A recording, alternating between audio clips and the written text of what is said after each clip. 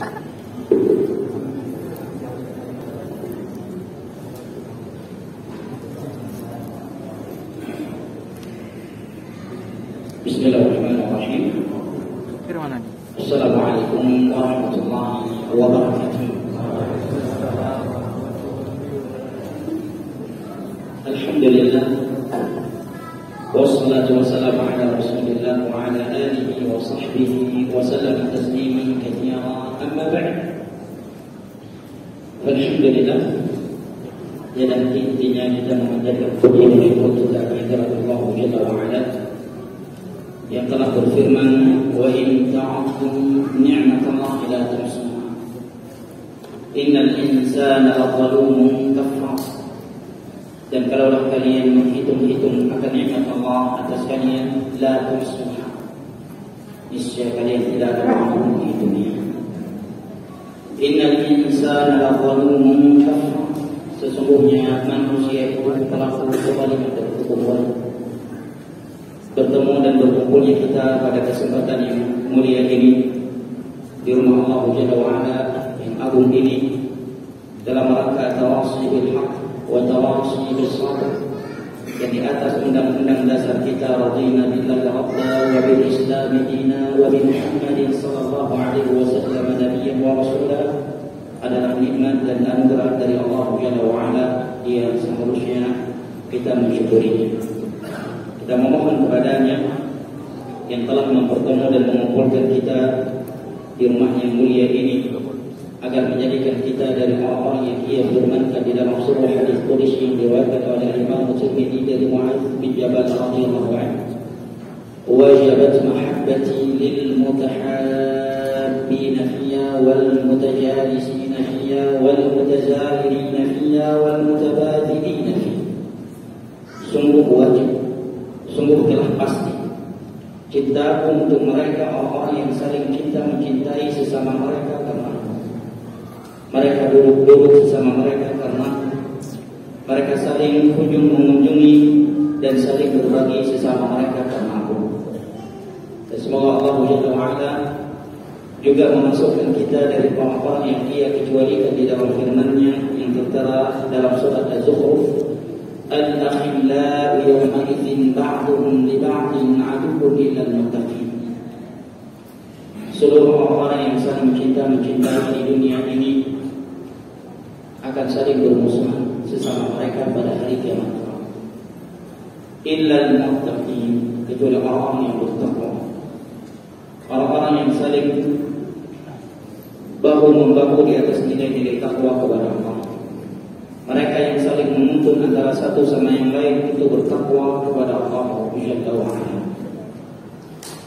Jamaah dimuliakan Allah, ikhwan al-kiram wa akhwati al-karimat yang ana cintai dan hormati, rahimani Allah wa iyyakum wa barakatuh. Alhamdulillah, pada malam hari ini kita dapat bertemu dan berkumpul kembali, dan insyaallah taala kita akan melanjutkan pembahasan yang telah kita bahas sebagiannya pada bulan yang lalu. Dan Masya Allah, ya,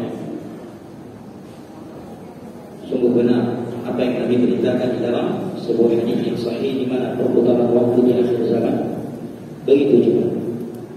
Rasanya baru seminggu kita tidak jumpa, rupanya sudah sebulan. Masya Allah, rasanya kajian di masjid ini baru minggu yang lalu, padahal sudah satu bulan. Di dalam sebuah hadis yang disebutkan oleh Imam Al-Hafidz Ibnu Hajar Al-Asqalani dan Fathul Bari, ketika beliau mensyarah hadis pertama dari hadis-hadis kita dalam Kitabul Fitan,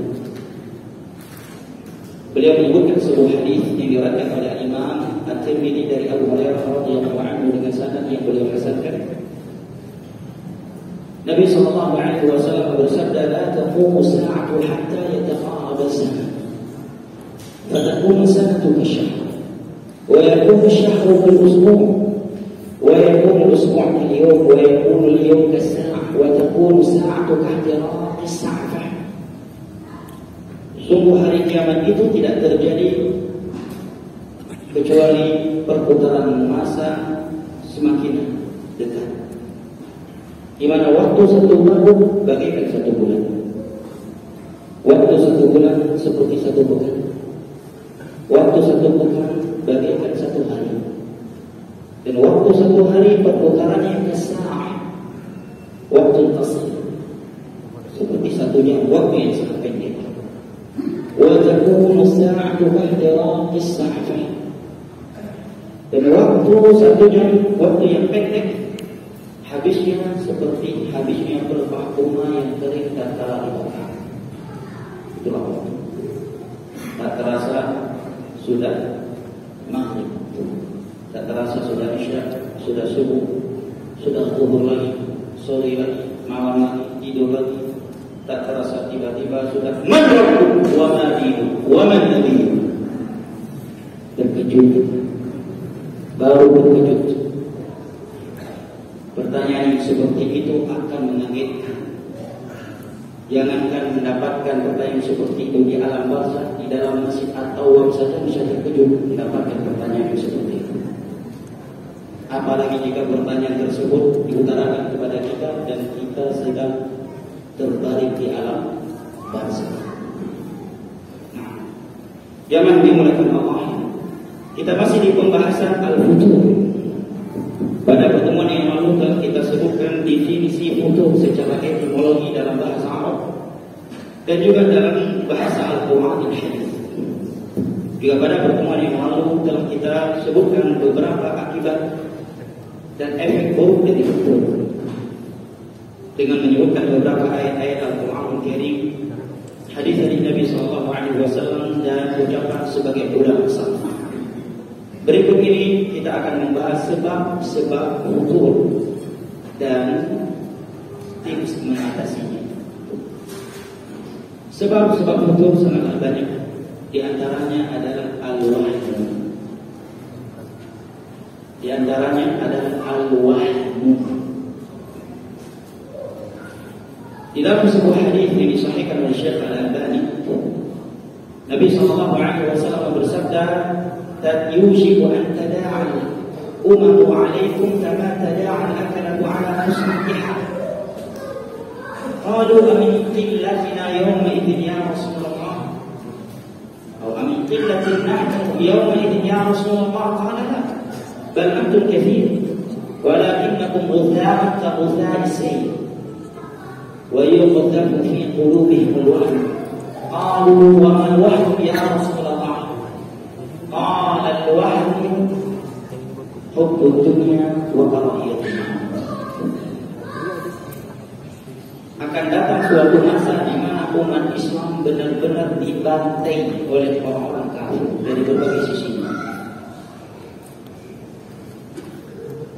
Sebagaimana suatu makanan yang telah dihidang disantap oleh orang-orang yang memakannya. Demikianlah kondisi umat Islam di akhir zaman. Maka para sahabat pun bertanya, wahai Rasulullah, apakah sebabnya karena kaum muslimin saat itu minoritas? Maka Nabi menjawab, kalian justru mayoritas, kalian banyak di sana.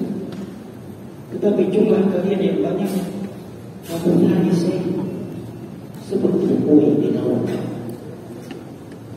Wa yuqaddamu fi qulubihim al-wahn, dan mayoritas kalian saat itu menderita penyakit wahn di dalam hatinya.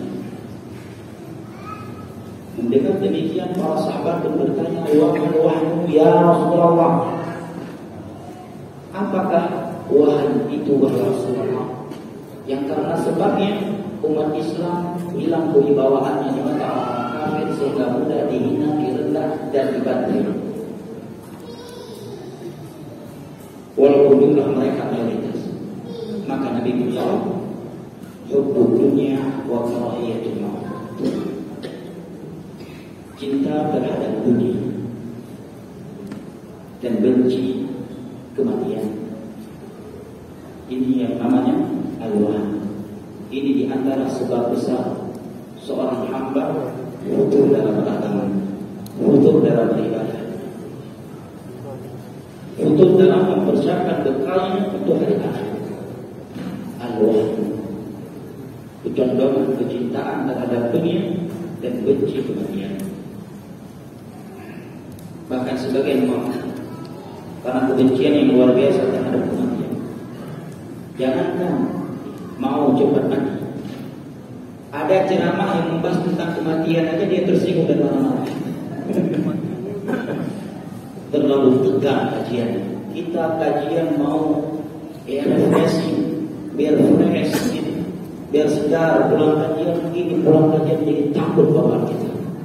Pembahasannya neraka, surga, alam barzakh, iman alam barzakh, jadi ngeri hidup ini. Ada nggak orang yang seperti itu? Jangan orang awam, orang-orang yang dinisbahkan ke ulama saja ada yang seperti itu. Yaitu du'at ala abwabi jahannam, dai yang menyeru kepada neraka jahannam. Justru mereka yang menganggap dakwah yang membahas tentang surga, neraka, tentang kematian dianggap sebagai dakwah yang terlalu keras, membuat jamaah jadi takut ke masjid. Ini dari program yang berbicara seperti itu. Padahal sekian ayat Al-Quran di dalam Al-Quran membahas tentang akhirat, membahas tentang kematian. Nabi di depan para sahabatnya yang sangat bertakwa kepada Allah, yang sangat cinta kepada Allah dan Rasulnya, orang-orang yang paling jauh dari dunia, tetap diingatkan tentang kematian oleh Nabi SAW. Tetap Nabi katakan kepada mereka, "Aktsiru dzikra hadhihi al-ladzat," yakni maut. Perbanyaklah oleh kalian mengingat kematian yang memutuskan kalian dari seluruh kelezatan. Para sahabat saja masih diperintahkan oleh Nabi untuk sering mengingat kematian. Padahal kalau kita buka sirah mereka, luar biasa ibadah mereka. Mungkin kita akan berkata mereka itu tak perlu lagi diingatkan tentang kematian. Kalau kita melihat biografi para sahabat Nabi, mungkin kita akan berkata tak perlu lagi mereka dibahas tentang surga neraka itu. Melihat mereka saja kita ingat surga dan neraka. Sholatnya, puasanya, hajinya, umrohnya, jihadnya, zakatnya, dan berbagai ketakwaan yang lainnya. Tetapi Nabi masih mengatakan kepada mereka, "Aktsiru dzikra hadhihi al-ladzat," yakni maut. Perbanyaklah oleh kalian mengingat kematian, pemutus seluruh kelezatan. Abu Bakar, Umar, Utsman, Ali masih diperintahkan. Tidak ada dai ustaz di masa itu yang berkata kepada Nabi, tegang banget ceramahnya Nabi, dikit-dikit mati, dikit-dikit neraka, jadi ngeri dunia Nabi.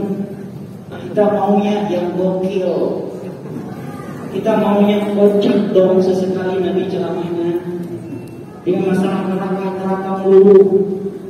Jadi baru terhibur kita hadir di kajian. Karena sejatinya orang mau ngaji itu bukan untuk hiburan, bukan untuk tertawa dan tertiwi, tapi untuk mencari ilmu. Kalau untuk terhibur dan tertawa dan tertiwi, nonton aja acara stand-up. Ngapain harus ke masjid? Ini udah di pasar ketawa tertiwi, di depan TV ketawa tertiwi, di kantor ketawa tertiwi, ya. Ke masjid maunya juga ketawa tertiwi. Seperti sikap seorang muslim dalam beragama. Wajahidu fillahi haqqa jihad. Berarti kita harus sering-sering. Emang agama ini serius. Wajahidu fillahi haqqa jihad. Seriuslah kalian di jalan Allah Jalla wa Ala dengan keseriusan yang benar-benar, yang sesungguhnya. Karena masalahnya ujung dari perjalanan kita di dunia ini kalau bukan syurga adalah neraka. Di alam barzakh kalau bukan dengan azab kehidupan kita, maka dengan nikmat. Bagaimana mungkin kita menjadikan kehidupan yang singkat dan sebentar ini ajang untuk ketawa dan ketiwi sebagai hiburan belaka. Ikhwani al-kiram wa akhwati al-karimat rahimani Allah wa iyyakum wa baraka fiikum. Al-wahyu adalah sebab besar kefuturan seorang hamba. Tidaklah seorang menderita penyakit wahyu kecuali dia akan futur dalam neraka. Hubbud dunya wa karahiyatul maut. Cinta terhadap dunia dan benci kematian. Na'udzubillah min dzalik. Kita berlindung kepada Allah Jalla wa'ala jangan sampai kita menjadi orang yang benci maki dan tidak ingin maki dan tidak ingin bertemu dengan Allah. Karena di dalam hadis Aisyah radhiyallahu anha yang sahih Nabi mengatakan man ahabba liqa Allah ahabba liqa'ah wa man kariha liqa'ah kariha liqa'ah. Barang siapa yang cinta akan pertemuan dengan Allah, maka Allah pun mencintai pertemuan dengannya. Balasan dari Allah. Al-jaza min jinsil amal. Balasan itu sesuai dengan perbuatan. Barang siapa yang mencintai pertemuan dengan Allah, maka Allah pun mencintai pertemuan dengannya. Kan tetapi sebaliknya Nabi mengatakan wa man kariha liqa'ah kariha liqa'ah. Barang siapa yang benci akan bertemuan dengan Allah, maka Allah pun membenci pertemuan dengannya. Apabila seluruh manusia di Tangerang ini tidak ada yang mau jumpa dengan kita, itu sudah sebuah kerugian buat kita. Lalu bagaimana apabila Rabbul Alamin tidak mau berjumpa dengan kita? Kira-kira bakal jadi apa kita? Sang pencipta, pemilik surga, pencipta neraka, pencipta alam barzakh tidak ingin berjumpa dengan kita, membenci perjumpaan dengan kita, membenci pertemuan dengan kita, sebab karena kita membenci pertemuan dengannya. Kalau kita membaca riwayat-riwayat akhir hayat Nabi SAW luar biasa. Suatu ketika Nabi SAW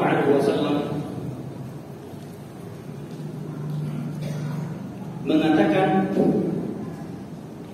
Abdul khayyarahu Allah azza wa jalla baina baqa'i dunya wa baina ma 'inda fakhtara ma 'inda. Tatkala para sahabat Nabi sallallahu alaihi wasallam sedang berkumpul di sisi beliau, maka tiba-tiba Nabi berkata, ada seorang hamba yang Allah berikan pilihan untuknya. Pilihan untuk diperpanjangkan umurnya, hidup di dunia ini dengan apa yang ada di sisi Allah Jalla wa'ala. Maka hamba tersebut lebih memilih apa yang ada di sisi Allah. Setelah Nabi berkata demikian, tiba-tiba Abu Bakar menangis. Sedangkan para sahabat yang lainnya tidak ada yang menangis, dan mereka pun jadi bingung kenapa Abu Bakar menangis. Setelah Nabi berkata demikian, setelah Abu Bakar atau Nabi menjelaskan, baru mereka Abu Bakar paham bahwa yang dimaksud oleh Nabi dengan kata hamba di situ adalah diri beliau sendiri, dan bahwa itu adalah isyarat dari Nabi bahwa beliau akan segera wafat. Lihat pemahaman Abu Bakar itu, sehingga beliau menangis ketika mendengar sabda Nabi tersebut. Karena dengan itu berarti sebentar lagi Nabi akan meninggalkan mereka. Bagaimana beliau tidak menangis? Kita mungkin ditinggali oleh seorang syekh, seorang ustaz yang sangat berilmu, sangat saleh, sayang, perhatian kepada kita. Kita bisa menangis, bahkan mungkin bisa nggak semangat lagi mengaji. Lalu bagaimana dengan mereka para sahabat Nabi yang tahu akan ditinggali, akan berpisah dengan Nabi SAW? Sedangkan beliau adalah Nabi Allah, utusan Allah, imam salat lima waktu mereka, panglima perang mereka, yang menyelesaikan problematika rumah tangga mereka, yang mencintai mereka, yang rela lapar demi mereka.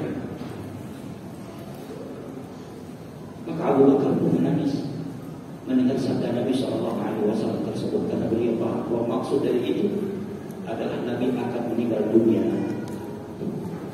dalam waktu dekat. Syahid dari hadis itu, Nabi mengajarkan kepada kita sifat memilih apa yang ada di sisi Allah. Nabi memilih untuk segera diwafatkan. Ikhwani kiram wa akhwati al-karimat rahimani Allah wa iyyakum wa barakatuh. Diriwayatkan oleh Imam Ibnu Majah dengan sanad yang disahihkan oleh Syekh Al-Albani dari Zaid bin Thabit radhiyallahu anhu. Nabi sallallahu alaihi wasallam bersabda, "Man kanat ad-dunya hamma, farraqa Allahu syam'a wa ja'ala al-faqra baina 'ainayhi wa la ya'tihi min ad-dunya illa ma kutiba lahu. Wa man kanat al-akhiratu hamma, jama'a Allahu syam'a وجعل الغنى في قلبه وتأتيه الدنيا وهي راغمة. Barang siapa yang menjadikan dunia sebagai skala prioritasnya, sehingga demi dunia dia rela mengorbankan nilai-nilai agamanya yang tidak boleh ia korbankan, maka orang yang seperti ini Nabi katakan farraqallahu syamlah, Allah cerai-beraikan segala urusannya. Ini malapetaka pertama yang menimpa orang yang menjadikan dunia sebagai skala prioritasnya, sehingga demi dunia dia rela mengorbankan nilai-nilai agamanya yang tidak boleh dia korbankan. Yang pertama kata Nabi farraqallahu syamlah, Allah cerai-beraikan segala urusannya. Allah tidak anugerahkan untuknya kemanisan ibadah salat di waktu, lezatnya membaca Al-Quran, lezatnya bertahajud di sepertiga akhir malam, lezatnya ibadah haji, lezatnya ibadah umrah, indahnya memiliki istri yang saleh, indahnya memiliki anak-anak yang saleh dan taat kepadanya.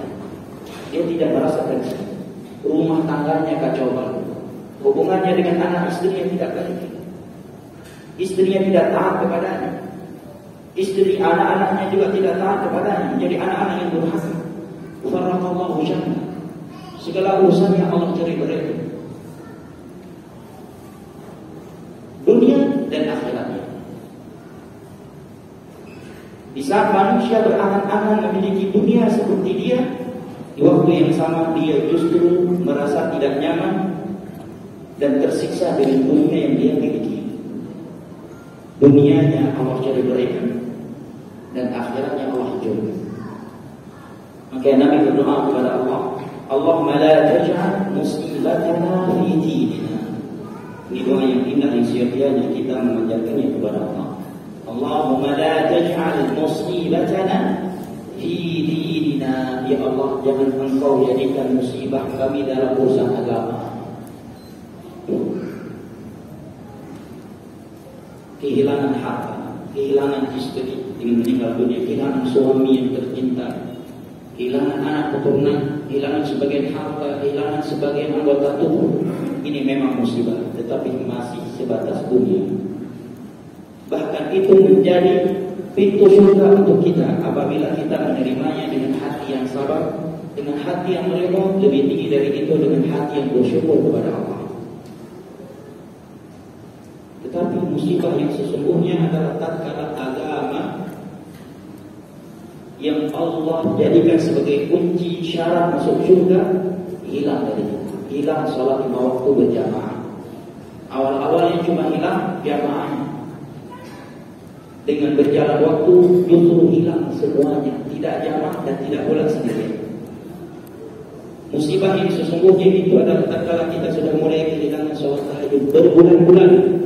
Salat tahajud kita hilang, belum kembali lagi, belum datang-datang, berbulan-bulan kehilangan salat tahajud,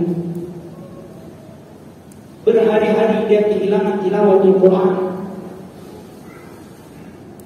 kehilangan al-buka min khasyatillah, menangis karena takut kepada Allah. Ini musibah yang sesungguhnya.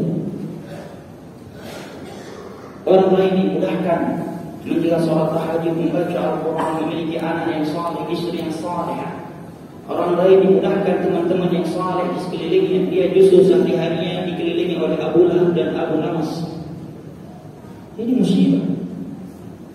Orang lain sehari-harinya mencari nafkah yang halal untuk keluarganya, dia justru mencari nafkah dengan cara yang haram. Orang lain pulang pergi masjid, sedangkan dia pulang pergi diskotik. Ini musibah. Allahumma la taj'al musibatana fi dinina. Ya Allah, jangan Engkau jadikan musibah kami dalam urusan agama kami. Maka Nabi mengatakan farraqallahu syamlah, orang yang menjadikan dunia sebagai skala prioritasnya, farraqallahu syamlah, Allah cerai-beraikan segala urusan dunia dan akhirat. Dunianya tidak teratur dan akhiratnya amburadul. Yang kedua kata Nabi, wa ja'ala al-faqra baina 'ainayhi. Allah menggantungkan kefakiran, kemiskinan di depan kedua mata. Perhatikan bahasanya. mengatakan Allah tancapkan, Allah gantungkan kefakiran di depan kedua matanya. Karena sumber kemiskinan itu yang sesungguhnya adalah mata dan pandangan. Kenapa kita selalu merasa miskin? Karena mata kita selalu melihat kepada yang di atas kita. Coba kalau kita melihat kepada orang-orang yang di bawah kita, di mana sebagian mereka semenjak ia lahir ke dunia ini hingga matinya tinggalnya di bawah kolong jembatan, tidurnya di pinggir jalan dengan anak istrinya. Tempat tinggalnya adalah tempat pembuangan sampah. Beranak cucu dari situ.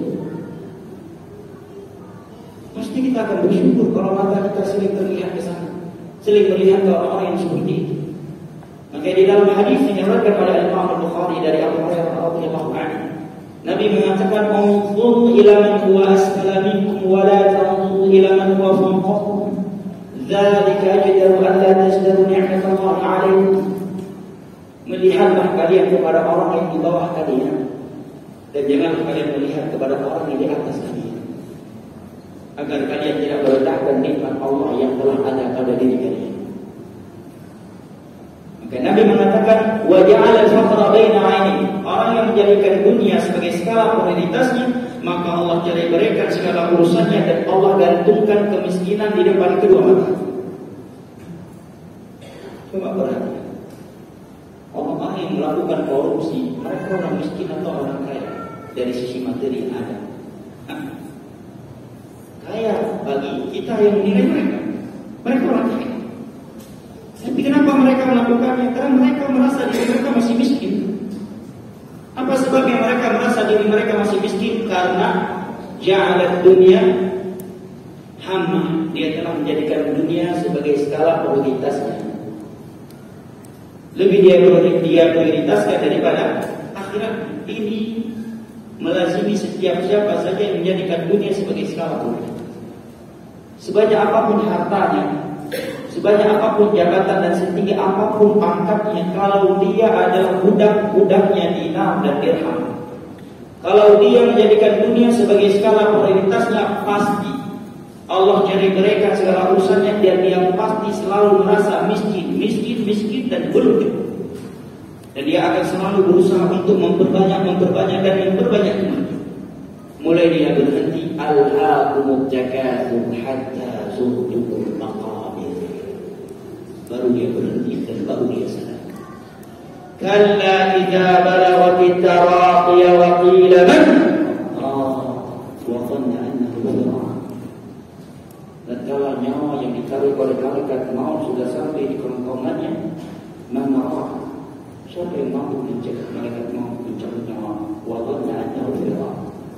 Di saat itu dia baru sadar bahwa dirinya benar-benar akan berpisah dengan dunia ini. Sebelumnya belum sadar. Gimana mau sadar? Kehidupannya keluar masuk diskotik, hartanya dari sumber yang haram, istrinya bukan istri yang saleh, anak-anaknya tidak ada yang saleh, teman dia sehari-hari Abu Lahab, yang paling bagusnya Abu Lahab. Gimana mau ingat akhirat orang yang seperti itu? Ya. Setiap dulu mejanya membahas hanya perkara-perkara dunia. Tidak ada satupun orang-orang yang di sisinya yang membahas tentang salat, membahas tentang syurga, neraka, membahas tentang kematian. Semuanya membahas dunia. Yang di sisinya semuanya adalah abdul dinar, abdul dirham, budak-budak dinar dan dirham. Orang yang seperti ini baru ingat akhirat hatta zurtumul maqabir.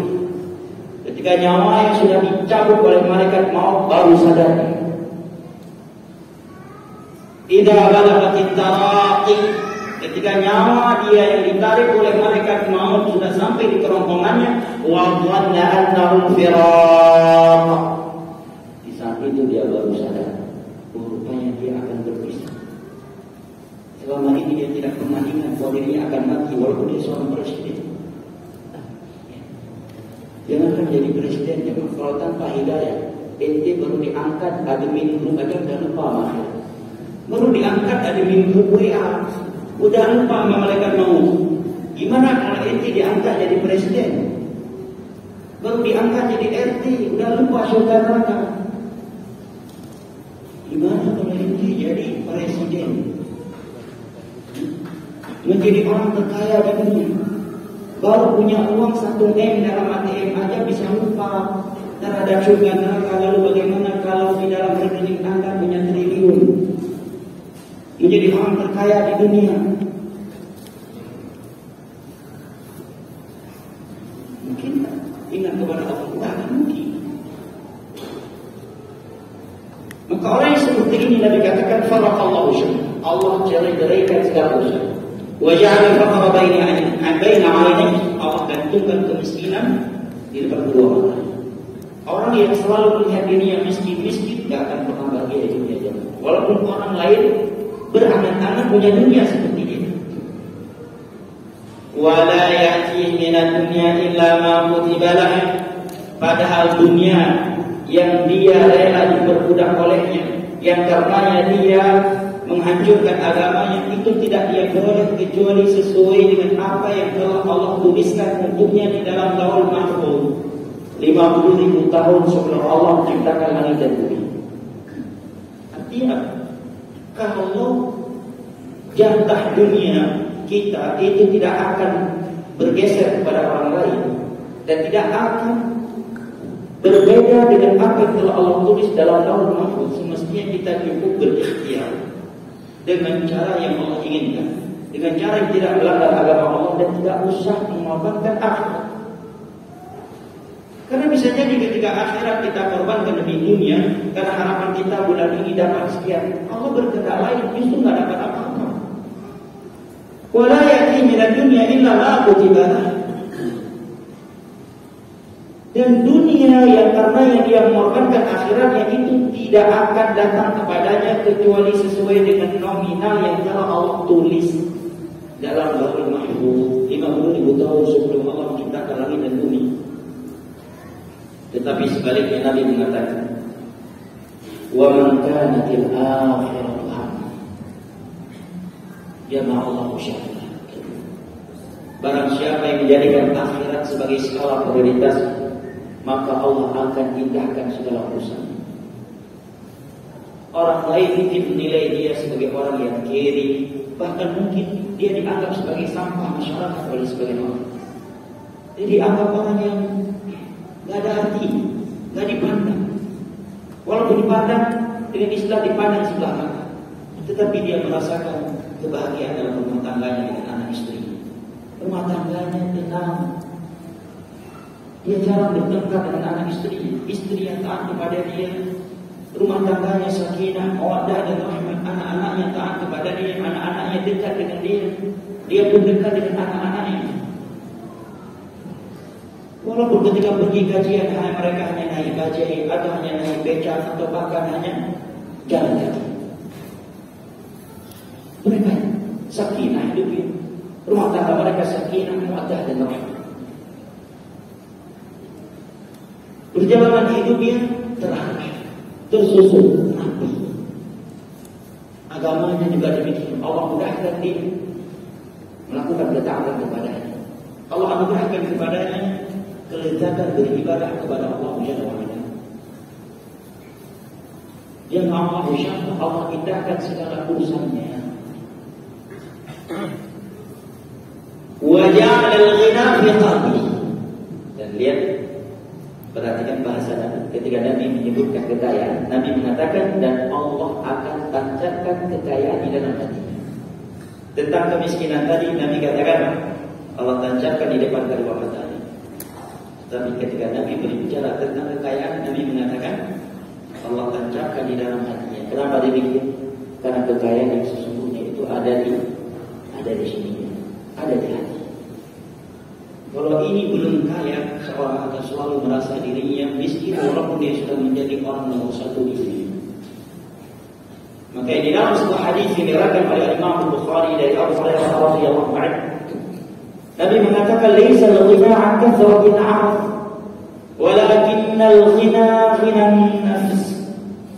Kekayaan itu bukan dengan banyaknya harta benda,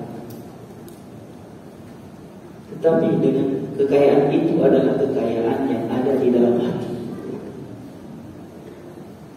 Banyak orang miskin, tapi dia nggak jadi begal, nggak jadi pencuri, tidak menjadi perampok.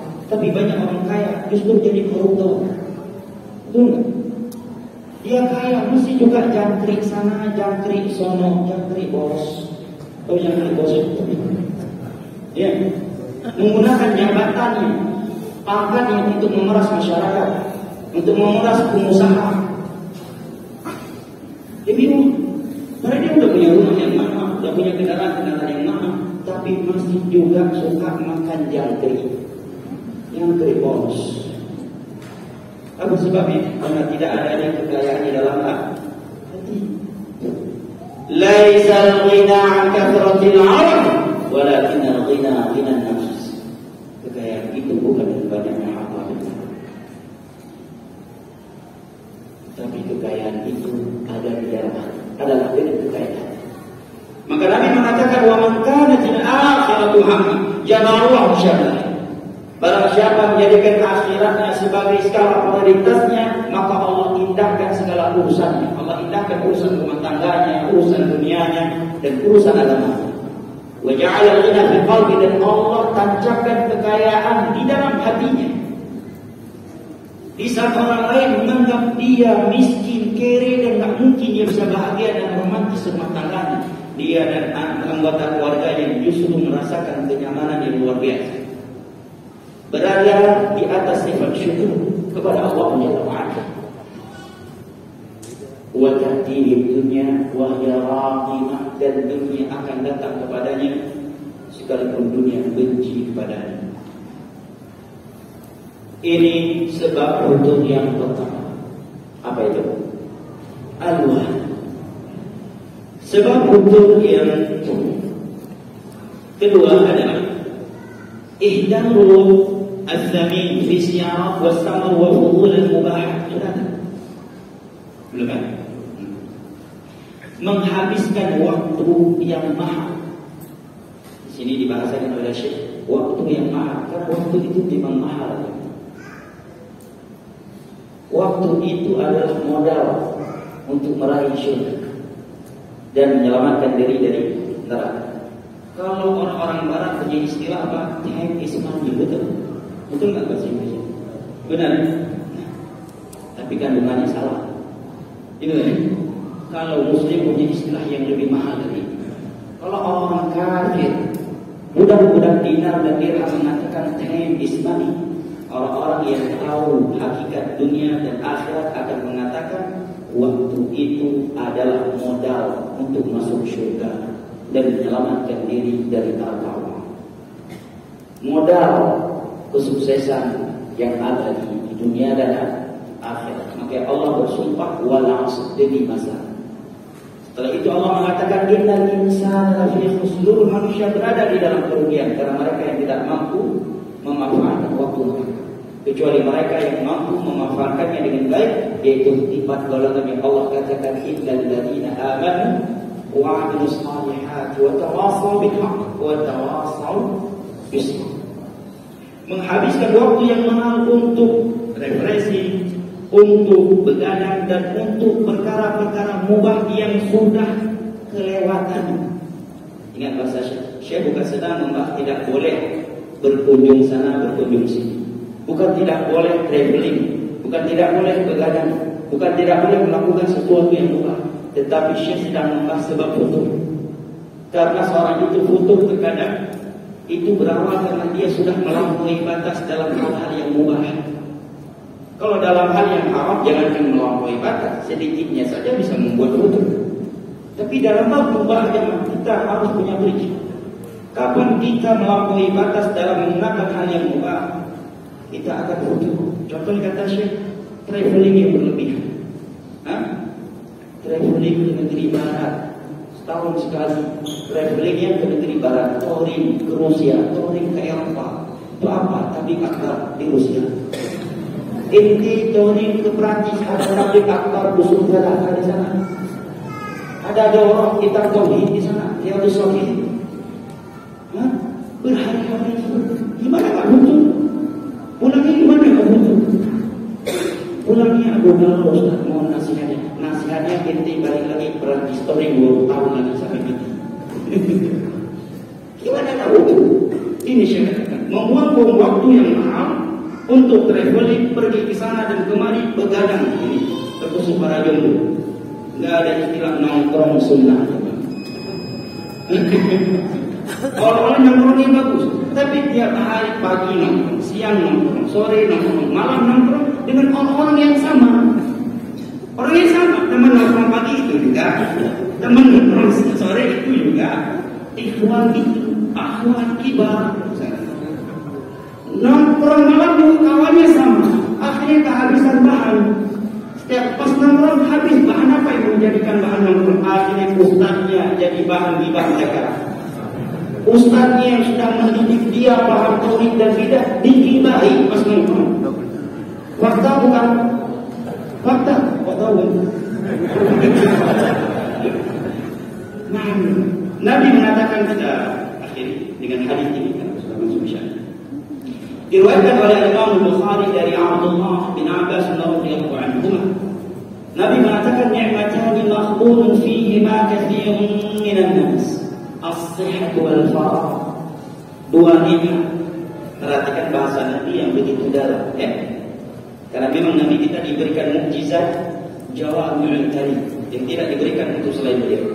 Jawami'ul kalim, mampu mengeluarkan kata-kata yang simple, pendek, kata-kata ringan, mudah diingat, mudah dipahami, tetapi sangat luas maknanya dan sangat mencakup kandungannya. Itu namanya jawami'ul kalim. Nabi mengatakan ada dua nikmat yang banyak dari manusia merugi di dalamnya. Perhatikan bahasa Nabi. Dua nikmat yang mereka merugi di dalamnya. Kalau ada orang yang merugi karena sedang dalam musibah, ini nggak membuat kita terkejut, ya kan? Tapi yang anehnya, yang luar biasanya, mereka merugi padahal mereka sedang berada di dalam dua nikmat. Dalam kitab bahasa beliau, apa dua nikmat tersebut yang banyak manusia justru merugi ketika mereka berada di dalamnya? As-sihhatu wal faragh, nikmat kesehatan dan nikmat waktu luang. Pas ada kesehatan, masya Allah, kalau jogging tiap hari berjam-jam, fitness berjam-jam, nge-gym berjam-jam, main sepeda sampai ke Bogor, kajian di Tangerang, di depan samping rumahnya lagi pilek Ustaz, Corona, Omicron, nge-gym gak ada Omicron. Begitu sakit, jatuh, stroke, jantungan, kena tumor, baru berangan-angan ribu banget sama kajian Ustaz. Kering, gak ada kajian. Mana ada lu? Wal faragh, dan nikmat waktu luang. Begitu sudah sibuk baru mengatakan indahnya kalau punya waktu yang banyak Ustaz, bisa sering ngaji kajian. Dulu sebelum sibuk kemana aja? Dalam bahasa Nabi, tersinggung nggak tuh? Tersinggung. Kalau nggak tersinggung berarti keras hatinya. Udah matian nih. Saya dan antum semua harus tersinggung dengan hadis ini. Harus baper. Kalau nggak tersinggung berarti udah mati hati kita. Tebal. Ya, tebal. Filternya terlalu tebal. Sehingga ayat dan hadis tidak lagi menggerakkan hatinya. Tidak tersinggung dengan ayat dan hadis. Kita seorang muslim harus menjadi orang yang baper. Baper dengan teguran Allah dan Rasulnya. Nah, Allah Ta'ala bisawab, kita cukupkan sampai di sini kata waktu Isya yang masuk, dan insyaallah Ta'ala kita lanjutkan kembali setelah salat Isya. Wassalamualaikum warahmatullahi wabarakatuh.